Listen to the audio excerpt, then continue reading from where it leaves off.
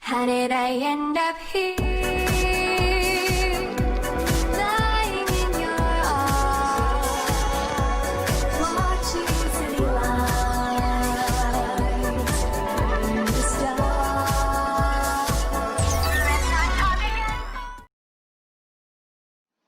Hello and welcome to another tier list. Yay, woohoo. That's right. I think this is probably my 7th tier list I've made for the channel. Future me will correct that if I'm wrong. But this one's on final evolutions of the starter Pokemon. I saw like a tier list getting popular for the base starter Pokemon, you know, Charmander, Squirtle, Eevee. Well, I guess Eevee would be a starter Pokemon, but my rambling aside, I'm just here to rank the final evolutions instead because, well, as iconic and memorable as the base evolutions are, the final evolutions are obviously iconic in their own right. Well, most of them anyway, but that aside, as you can see here, I'm not using the base formula for my tier list, the S to D. Well, I still am, but just for clarifications. As you can see, my absolute favourite, I love them, I like them, they're okay, and not a fan. But yeah, just let's begin. We're going from Gen 1 to Gen 8, as you can see here, so let's just get on with it. So, starting off with Venusaur. Venusaur is kind of the black sheep of the Gen 1 trio. You don't really hear him get talked about much. I mean, mostly because Charizard is just constantly in the spotlight, whether people want him to be or not, with the Game Freak's constant reliance on like bringing him back in new ways, whether it be like, we'll get on to that in a moment. But yeah, Venusaur. Admittedly, I do like Venusaur. I don't recall ever using him on my team. Maybe once in a playthrough of Pokemon Heart Gold. But other than that, I don't generally use the dude. So I'll put them in B. I mean, Venusaur's received pretty poor treatment over the years, getting Mega Evolution that is well, not bad in design, just not great. Along with a Gigantamax form in Generation 8 Pokemon Sun and Shield, that's it's pretty silly, I will be completely honest. But yeah, I mean, I like Venusaur, so we'll put him there. And Charizard, okay, well, okay, I do love Charizard, I will admit. I am part of the problem. But I do acknowledge that his overexposure it's a little much. It's a little much. He's received 2 Mega Evolutions in Pokemon XY, Charizard X, and Charizard Y, along with a Gigantamax form in Generation 8. So you know, I mean, for a Pokemon to receive 2 Mega Evolutions at the same time, which the only other Pokemon to do that is Mewtwo, both Charizard and Mewtwo being, you know, super popular Pokemon, yeah, you can kind of see the issue there, but, I mean, I do like his Mega Evolutions. Charizard Y is probably, well, the outright best of them because of the large boost of special attack, plus, well, just, you know, goes without saying really. Gigantamax form, I don't think much of, I will be honest. I mean, it looks alright, I'll admit, but it's not like one of my favourite Gigantamax forms. But yeah, Charizard's going in A. Blastoise, to be honest, I kind of feel the same way about Blastoise that I do Venusaur, but I do prefer Blastoise to Venusaur, except I wouldn't say I love Blastoise. It's hard to explain. Again, Blastoise has a Mega Evolution, which it's alright, I suppose. It looks a little goofy. And then there's the Gigantamax 4, which is, you know, I actually like that one. I will admit. So yeah, we're in the same category as Weasel. So that leads us into Generation 2. Meganium. I'm not a big fan of Meganium. I'm generally not a fan of the tanky type Pokemon, which I'm gonna contradict myself later. But we'll get into that when we get to it. But Meganium, it's weird. I don't ever recall using Meganium.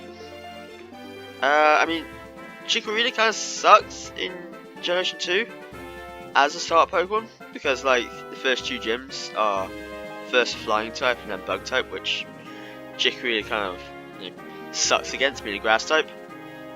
But Meganium, I don't. It's an okay Pokemon. I do like the fact it's a dinosaur. I do like that. I like the little flower, but that's about it really. Typhlosion though. I really like Typhlosion.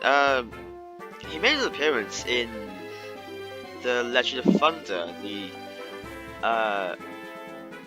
the Pokemon Chronicles series, a sort of spin-off to the main anime series, and I like that. I like that little movie. It's kind of neat. But Typhlosion as a Pokemon itself, I do really like. Really simple design when you really get down to it. Gen 6 kind of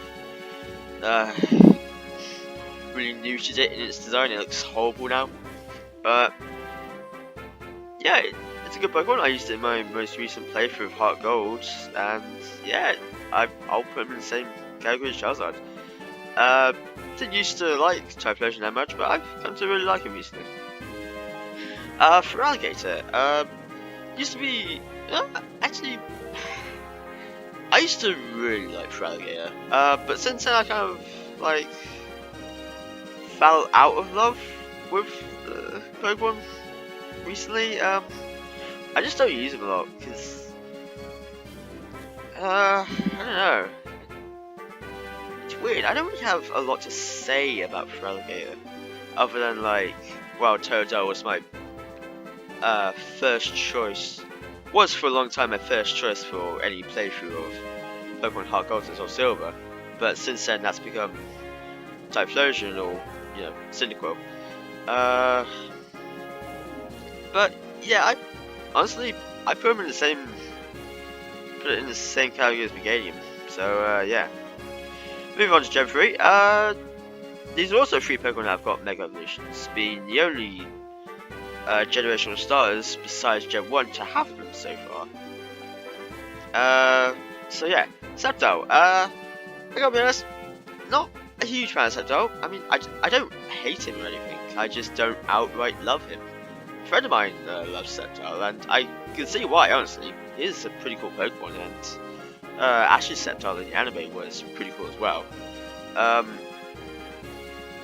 You know, as I said, Mega Evolution, which turns him into a Dragon type, which is kind of cool. Well, I won't lie, but gives him a quad weakness to Ice, which, ugh. But yeah, I'll put him in the same category as Venusaur Blastoise. Blaziken. Blaziken. I really like Blaziken.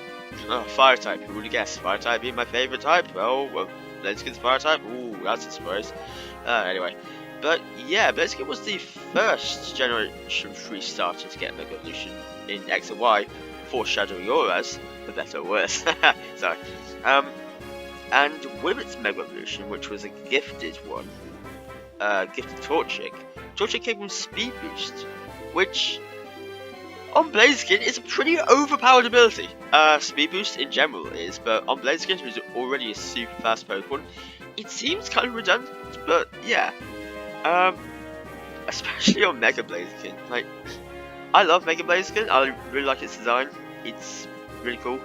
I don't generally pick Torchic on playthroughs of home games or as whatever, but you know, I do like Blaziken. It's cool. I'll put him in. I like him. Swampert, though, however, yeah, earlier how I was saying about the game, how I don't generally like tanky Pokemon, well, Swampert is a tanky Pokemon. But, yeah, I mean, everyone loves Mudkip, right, you know. But, yeah, I really like Swampert, like, can really dish out a huge amount of damage, being a tank, you know, it kind of contradicts what I said about Meganium, but stay with me here. Swampert Mega Evolution, I will admit I'm not a huge fan of that. It's alright, it's just not a great Mega Evolution design. It's not one of the better ones, honestly.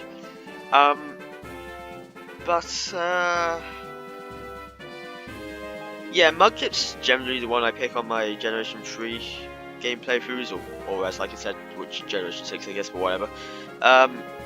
So yeah, I'll put him in the same category as Charizard and Typhlosion. And that leads us into Gen 4. Honestly, I'd say Generation 4 has my favourite starters of the bunch. Because we'll just start with Torterra now. Torterra, I love Torterra. Torterra's just my favourite starter of them all. So he's going S, so I'll put him there for at the moment while I explain myself.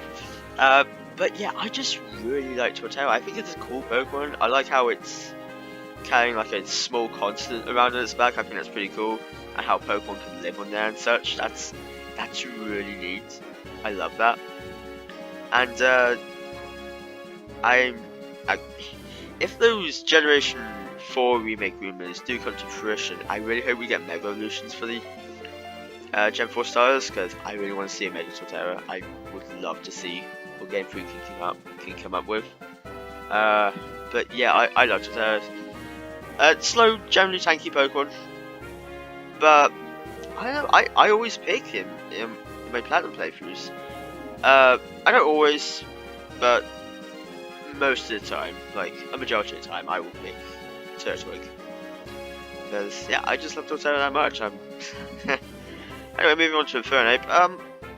Despite me saying the Gen 4 starters are my favourite starters of the bunch, Infernape's probably my least favourite out of the Gen 4 starters, but I do still like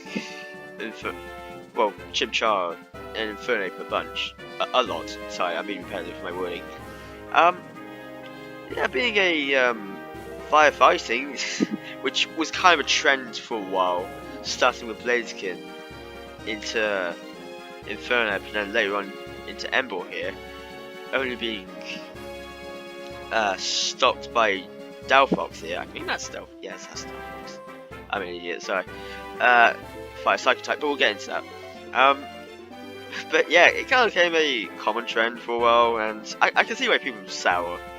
I'm not really a fan of firefighting types, considering how much of a common typing they were, but Infernape is a really good Pokemon in all fairness. Like, it's performed pretty well in competitive from my understanding, and oh man, Ash's Infernape in the anime. Oh, the showdown with Paul's Electivire in episode 188, the Diamond Pearl anime. Oh, that was amazing. Infernape's Blaze, I've never seen like a better interpretation of the Blaze ability than in the anime itself. That's just so cool. And you know, because that, I wouldn't deem him as my absolute favourite, but because of that, I'll put him in the same category as these three. Empoleon. You know, I like Empoleon. I used him on my most recent playthrough of Platinum, and yeah, I'd say the Piplup and Empoleon, the Piplup line is kind of an underrated one in a sense, because I don't really see many people talk about it. I do really like Empoleon. I don't have much to say on Empoleon actually, but yeah, I do like the guy, so same category as the rest of these four. Which leads us into Gen 5. Superior. I'll be honest, I'm not a huge fan of the Snivy line in general. I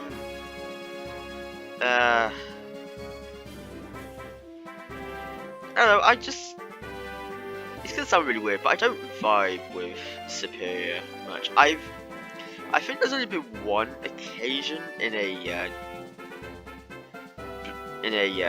Unova playthrough Black and White 2, where I've picked a Snivy, and I don't think I saw it through to the end. But I might have done, I probably misremembering, but either way. Yeah, I don't think much of Superior, honestly. I don't think much of its design, I don't think much of its stats. I'm trying to think whether it had any notable appearances in the anime. Not that I can recall, other than, you know, Ash's Snivy, but that's not Superior, so it's okay. Not a fan, honestly. Embor.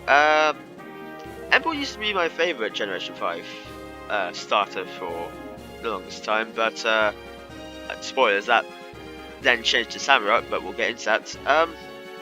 Embor, like I mentioned earlier, is a firefighting type, which, I'll say again, was a common trend for a while. But yeah, like, it's actually one of the better firefighting types, I'd say. In terms of, like, bulk and such, it's a really bulky firefighting Pokemon, which, yeah, makes sense. You look at its design, you can tell straight away. But yeah, Bianca in the Black and White anime had a Embor, and man, I don't remember too much from the Black and White anime. I mean, I don't think a lot of people do, in all honesty. But the interactions between Bianca and Embor, they were golden. So for that alone, I'll put it in. I like them, and plus I do like Embor itself. But you know, Samurott, as I just mentioned, my favourite Gen 5 starter. Yeah, I mean, I just really came to like your short line in recent years. It was the Snowblide's always been my least favourite, but the short line used to be a close second to that. But since then, it's become my favourite, as I just said. But yeah, Samurott's a really cool Pokemon. I really like it. Its signature ability, signature move, which isn't really a signature move anymore because Pokemon like Cloyster can learn it. Razor Shell. The Razor Shells it uses to, you know, attack opponents. It actually keeps on these things here, which is a really cool design that I really like. But yeah, I really like Samurott. It's a cool Pokemon. So actually, I'll put them in I love them, because I do love Samurai a lot. On to J6, Chestnut. Chestnut. Chestnut was the first starter I chose for X and Y. Because at the time I really liked Chestnut in design, but since then I kind of like, since then I've soured on him, not to the point of hating Chestnut, but like, I just don't think much of him anymore.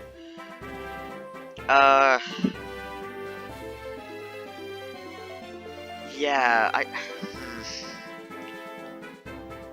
they're okay. I really don't have a lot to say on Chestnut other than it's grass. I think it's a grass fighting type actually, which is a pretty unique type combination, I will admit, but it sucks against flying types, one of the most common types in Pokemon, so, you know, I guess it's bulky to kind of make up for it, but either way. Delphox, Fire Psychic type Pokemon, which I don't believe is that all of a common type, especially for starter Pokemon. Actually, it's the first Fire Psychic starter Pokemon, and still is to this day the only one. I think Delphox is alright. I don't think too highly of it, honestly. I do like its design, and I do think it's an okay Pokemon in battle. I mean, I do like Psychic, and you know the favourite type is Fire, but I'd honestly put in they're okay. But now for Greninja. Greninja. One of the most popular Pokemon to date, and it's easy to see why, really.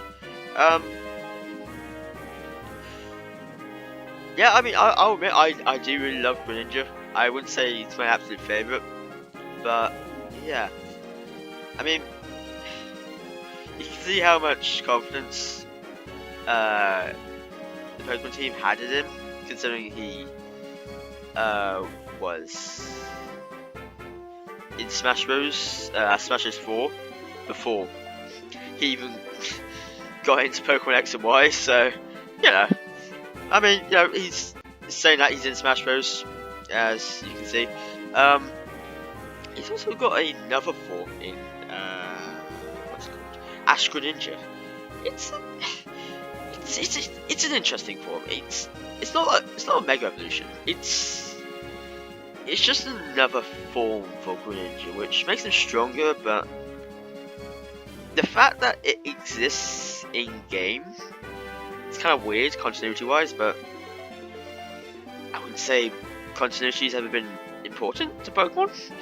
Either way, I do like Greninja a lot. I don't like him in Smash Bros. I'm just not good with him. But that's not relevant here. But I do. Oh wait, put it there. I do love Greninja, so yeah. But on to Gen 7. Okay. Dartrix. Oh, sorry about that.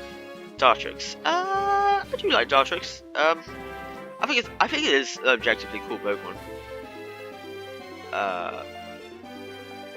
With its Robin Hood-esque design and such. I think it's Robin Hood-esque. Don't correct me on that. Yeah, I do think it's a cool Pokemon, and that's about it. Like, I don't recall ever using a Rowlet or Dartrix on my team in the Generation 7 games, Sun and Moon, Ultra Sun and Moon. But mostly because I don't usually have a place for it on the team when I'm planning my teams out. But yeah, I mean, it also appeared in Pokemon Tournament of all games, which it's a good game. It's a good game. It really is. Like, it's generally a really good fighting game. It's obviously a much simpler fighting game than say like Street Fighter or Tekken, obviously. But yeah, I mean, you know, it's a cool Pokemon, so I like him. Incineroar, you know, I love Incineroar, I will admit. Appeared in Smash Ultimates, being one of the final characters revealed for the game before the DLC. I'm not good with Incineroar in Smash Ultimate, but that's irrelevant here. And Listen was my first pick for my starter, and yeah, I do like Incineroar.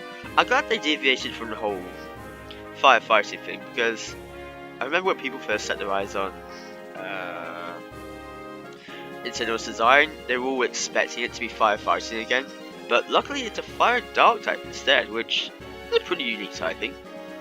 So yeah, and I mean, its signature move, Darkest Lariat, that's really cool. So yeah, I love Incineroar. Primarina, Water Fairy type, a pretty unique typing combination also. I don't have a lot to say about Primarina again. About Primarina, I'm butchering that name. Anyway, you know, I do like the Water Fairy type. I think it's a nice type to have. And I do like its design. It is very pretty, reminiscent of a mermaid, or what's the word I'm looking for? Future me will put it on screen just for clarification. So, yeah, I don't have much to say on Primarina, but I do like it, so put it be. And finally, on to Generation 8. Right. Aside from Cinderace, Generation 8 has my least favourite starters. I will be straight up about that. Rillaboom, I don't like Rillaboom. I don't like his design. I never really used him in battle, but oh man. He does have a Gigantamax form like the other Generation 8 Pokemon, and you know, I will admit it's a pretty decent Gigantamax design. But yeah, I don't like Rillaboom. It's just looks too goofy for my liking, so not a fan, honestly. But Cinderace, I love Cinderace. I'll just straight up say that now. Absolute favourite. Yeah, I don't know. It's just something about Cinderace in particular. It's a lot of people say that it's a very disappointing or uninspired design, but I don't know. I really like it. I think it's cool. I think it's cute at the same time. I think its signature move, Pyro Ball, is also really cool. I also like its Gigantamax form, despite being, you know, a little simpler compared to Rillaboom's or even Inteleon's. But yeah, I don't know. It's one of my favorite Generation 8 Pokemon, and might also be one of my favorite Pokemon in general. Of course, I still need time to think on that, because Sword and Shield are still relatively recent, but so it's probably recency bias. But even so, yeah, I really like Cinderace, so it's going to have to, as it already is. And finally, Inteleon. I'd say I like Inteleon a little more than I do Rillaboom, but only just about.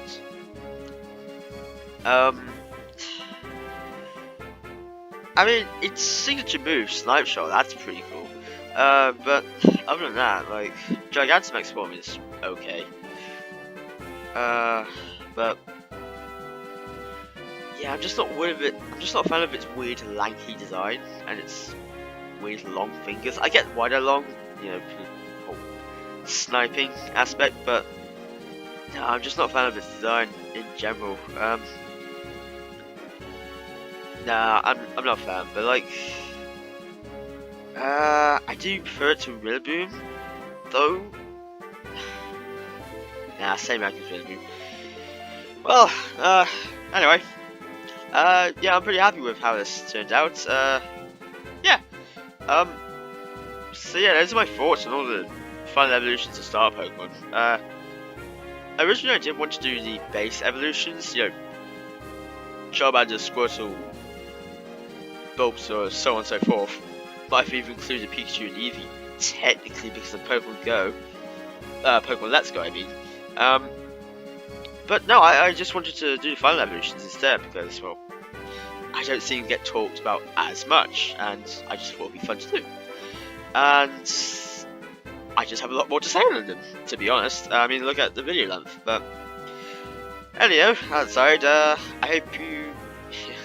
I'm not going to start doing outros like that, but hey, if you watched this far, thank you for watching. I appreciate it, and I'll see you next time for whatever's next.